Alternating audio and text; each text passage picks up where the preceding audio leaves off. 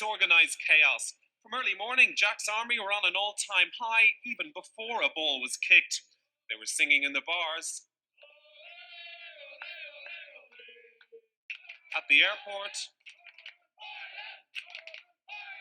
and even on the planes.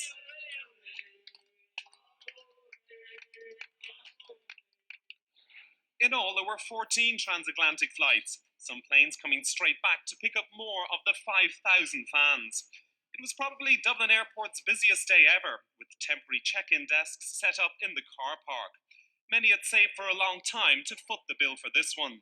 My wife borrowed £500 this time 4 years ago, sent me over to the quarter final, and when I came back I said, that's it, I'm starting to save now, I owe you a holiday, and we're going to qualify for the American World Cup, so I'll bring you for a holiday, and I'll take in the matches.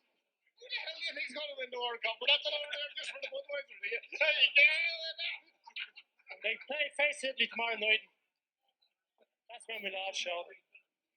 And if there are any doubts the country hasn't gone soccer mad, just talk to Michael and Anne from Dublin.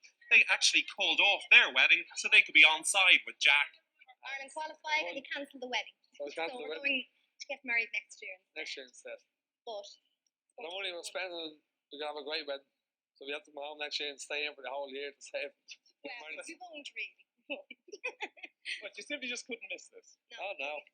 We borrowed. The credit union is a wonderful thing. And we're paying back probably for the next 10 years.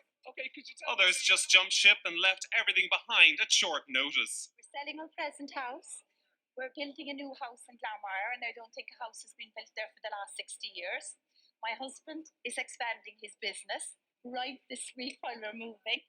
We've our 25th wedding anniversary, the 12th of July. My first daughter is getting married the 28th of July. So you can imagine, it was a total surprise. Surprise will spare a thought for poor old Joe Daly from Cork. At 8 this morning, he found out he brought the wrong passport. My passport which was issued to us around Christmas, hadn't my visa stamped up. An anxious time as Joe waited for a friend who was travelling up from Cork with the all-important message. 20 minutes before departure. Thank you.